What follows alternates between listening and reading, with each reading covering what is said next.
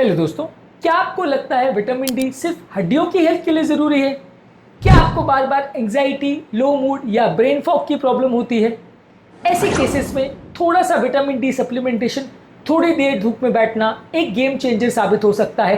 आपकी दवाइयों के साथ जब आप इस थेरेपी लेते हैं तो ये आपकी ब्रेन फॉग की प्रॉब्लम और एंग्जाइटी या न्यूरोसाइकेट्रिक प्रॉब्लम्स में एक चमत्कारिक चेंज कर सकता है। आज इस बात को डिस्कस करेंगे। आज का टॉपिक है role of vitamin D in neuropsychiatric disorders.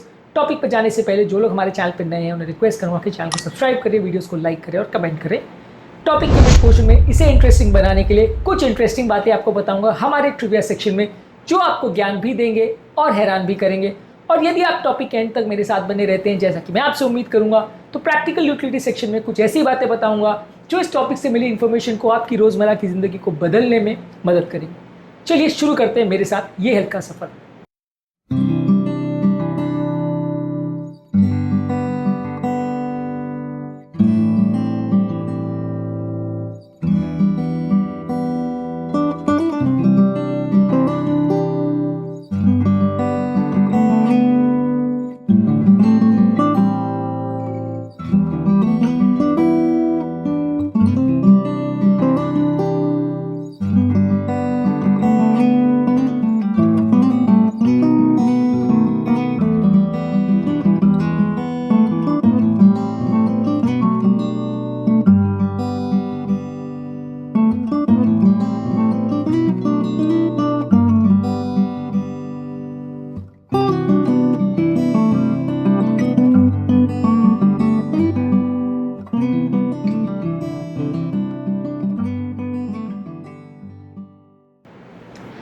बाईस साल की एक कॉलेज स्टूडेंट मेरी ओपीडी में आई थी, जिनको लो मूड और ब्रेन फॉग का प्रॉब्लम था। डिप्रेशन की दवाइयां काम नहीं कर रही थी। रूटीन इवैल्यूएशन में हमने पाया कि विटामिन डी लेवल्स 10 नैनोग्राम्स पर ml से कम था। थोड़ा सा सप्लीमेंटेशन, थोड़ा सनलाइट एक्सपोजर, 3 महीने के अंदर उसकी सिम्टम्स में एक चमत्कारिक चेंज हुआ। दवाइयों की ज़रूरत भी काफ़ी कम हो गई। कुछ टाइम के बाद शायद हम उनकी दवाइयाँ पूरी तरह बंद भी कर दें। इसी तरह से एक होम मेकर मेरे पास आई थी। मिडिल एज फीमेल थी, 40-45 एज की। क्रॉनिक एंग्जाइटी, इंसोम्निया और फटीग की प्रॉब्लम थी। ज़्यादातर कोई भी कारण और नहीं मिल पा रहा था। हमने रूटीन इवैल्यूएशन के दौरान पाया कि विटामिन डी लेवल्स उसका 8 नैनोग्राम्स पर ml यानी बहुत ही ज़्यादा कम था। इनको हमने डेली मॉर्निंग वॉक की सलाह दी, थोड़ा विटामिन डी का सप्लीमेंटेशन दिया। कुछ ही टाइम में उनके एनर्जी लेवल्स में सिग्निफिकेंट सुधार देखने को मिला। ये कुछ एग्जाम्पल्स है मेरी ओपीडी के, जो आपको ये इलस्ट्रेट करते हैं कि इस तरह की रूटीन दिखने वाली प्रॉब्लम्स में भी विटामिन डी का इंपॉर्टेंट रोल हो सकता है। और यदि हम इस एस्पेक्ट को मिस आउट करते हैं तो प्रॉब्लम्स हो सकती है। यानी विटामिन डी बहुत सारी प्रॉब्लम्स को सॉर्ट आउट करता है, सिर्फ हड्डियों की ताकत के लिए ज़रूरी नहीं है। आपने लास्ट कब अपना विटामिन डी चेक कराया था? कमेंट सेक्शन में लिखकर हमें ज़रूर बताएं। अब आते हैं हमारे मेन टॉपिक पर। विटामिन डी के रिसेप्टर्स हमारे ब्रेन में वाइडली डिस्ट्रीब्यूट होते हैं, खासकर हमारे हिपोकैम्पस, प्रीफ्रंटल कॉर्टेक्स और हाइपोथैलेमस में होते हैं। ये हमारे ब्रेन के न्यूरोट्रांसमीटर बैलेंस को फिट करते हैं, हमारे ब्रेन के डोपामिन और सीरोटोनिन लेवल्स को फिट करते हैं। ये हमारी ब्रेन के नर्व के बनने की और उनके काम करने की क्षमता को चेंज करता है और ब्रेन के अंदर ऑक्सीडेटिव स्ट्रेस या न्यूरो इन्फ्लेमेशन को भी कम करता है, जो कि ब्रेन की अक्सर कई बीमारियों से जिसका संबंध होता है। अगर किसी व्यक्ति को डिप्रेशन और एंग्जाइटी का प्रॉब्लम है तो वैसे केस में विटामिन डी सप्लीमेंटेशन से उनको फायदा हो सकता है। विटामिन डी हमारे ब्रेन की सीरोटोनिन सिंथेसिस में भी मदद करता है, यानी मूड और इमोशन के लेवल को इम्प्रूव करता है। इसके सप्लीमेंटेशन से अगर किसी व्यक्ति को डिप्रेशन की प्रॉब्लम है तो उसे कम करने में मदद मिल सकती है। इसके अलावा अगर किसी व्यक्ति को शिज़ोफ्रेनिया का प्रॉब्लम है तो वैसे लोगों में भी पाया जाता है कि विटामिन डी की कमी से ब्रेन के डोपामिनर्जिक पाथवेज में गड़बड़ हो जाती है, जिसकी वजह से शिज़ोफ्रेनिया होता है। यानी शिज़ोफ्रेनिया के पेशेंट में भी कुछ फायदा मिल सकता है विटामिन डी सप्लीमेंटेशन से।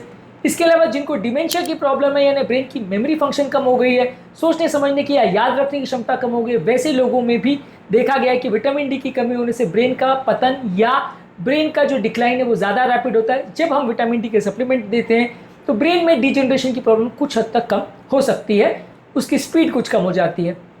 बच्चों को ऑटिस्टिक स्पेक्ट्रम डिसऑर्डर्स होते हैं तो वहाँ पे लो विटामिन डी लेवल्स का सिग्निफिकेंट रोल होता है।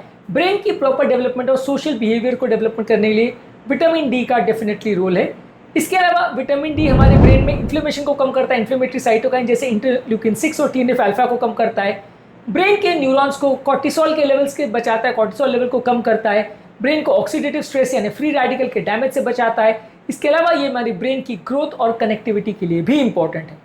तो अब आते हैं हमारे ट्रिविया सेक्शन में, और जैसा कि मैंने कहा था कि कुछ ऐसी स्टडीज़ के बारे में बताऊंगा, कुछ ऐसे फैक्ट्स बताऊंगा जो आपको इस टॉपिक के संदर्भ में ज्ञान भी देंगे और हैरान भी करेंगे। 2007 में एनीजेब में पब्लिश हुआ था हॉलिक एमएफ की स्टडी, जिन्होंने शो किया था कि विटामिन डी की डिफिशियंसी में डिप्रेशन और शिजोफ्रेनिया का इंपॉर्टेंट प्रिवेलेंस देखने को मिलता है। विटामिन डी का इंपॉर्टेंट रोल है हमारे ब्रेन के कैल्शियम लेवल्स को और न्यूरोट्रांसमीटर सिंथेसिस में, ब्रेन में इसका रोल रहता है। अगर इसकी कमी होती है तो ये प्रॉब्लम्स हो सकती है। इसके अलावा एक फिनिश बर्थ कोहॉर्ट स्टडी थी 2004 में, जिसमें पाया गया था कि वो मेल पेशेंट जिनको बचपन में विटामिन डी के सप्लीमेंट्स दिए थे, उनको आगे जाके शिजोफ्रेनिया या साइकेट्रिक प्रॉब्लम्स होने का चांस कंपैरेटिवली कम था। 2004 में एक मेटा एनालिसिस पब्लिश हुई थी, जहां पे पाया था कि पेशेंट जिनको विटामिन डी की कमी होती है उसमें डिप्रेशन की प्रॉब्लम होने का चांस कंपैरेटिवली ज़्यादा होता है।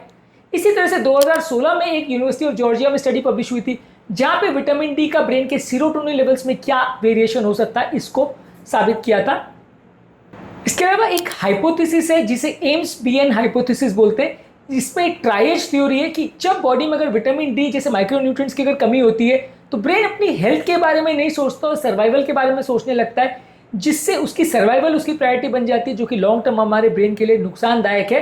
तो ये भी स्टडीज में शो किया कि माइक्रोन्यूट्रिएंट्स की कमी से ब्रेन का डीजनरेशन फास्टर होता है।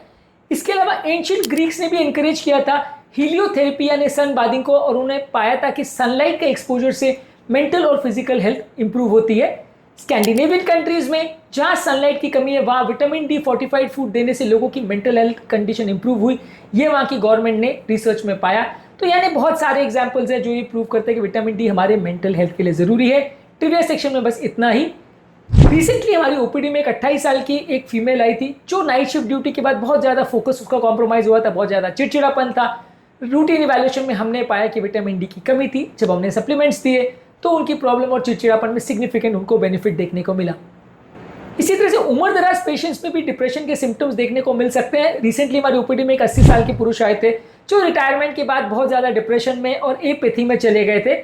जब हमने उनको इवैल्यूएशन किया तो पाया विटामिन डी की कमी थी, सप्लीमेंटेशन देने से उनके डिप्रेशन में और उनके अकेलापन रहने की टेंडेंसी में सिग्निफिकेंट सुधार देखने को मिला। यानी विटामिन डी ऐसे चमत्कार भी कर सकता है जिसकी कि आप उम्मीद भी नहीं करते। कई बार बहुत अनरिलेटेड बीमारियों में भी इससे फायदा हो सकता है।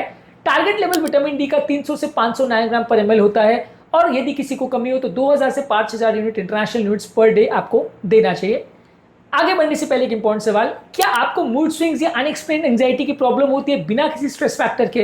अपना विटामिन डी क्या आपने चेक कराया है? कमेंट सेक्शन में लिखकर हमें जरूर बताइए। जैसा कि मैंने कहा था, हमारे प्रैक्टिकल यूटिलिटी सेक्शन में कुछ इंपॉर्टेंट पॉइंट्स आपको बताऊंगा जो इस टॉपिक को यूटिलाइज करने में आपकी मदद करेंगे। जो लोग को मूड स्विंग्स की, साइकेट्रिक प्रॉब्लम्स और स्लीप डिसऑर्डर्स की इशू है, उनको विटामिन डी जरूर चेक कराना चाहिए। कई बार मैं ऐसा नहीं कहता कि हर पेशेंट को ही कमी निकलेगी, पर इसको इवैल्यूएशन करने से फायदा हो सकता है। सिर्फ दिन में 20 मिनट यदि आप धूप में बैठते हैं तो सन का एक्सपोजर अच्छा होता है और इससे विटामिन डी की कमी पूरी हो सकती है। विटामिन डी बेसिकली एक फैट सोल्यूबल विटामिन है, तो फैट के साथ इसको खाने से विटामिन डी की कमी बॉडी में पूरी हो सकती है।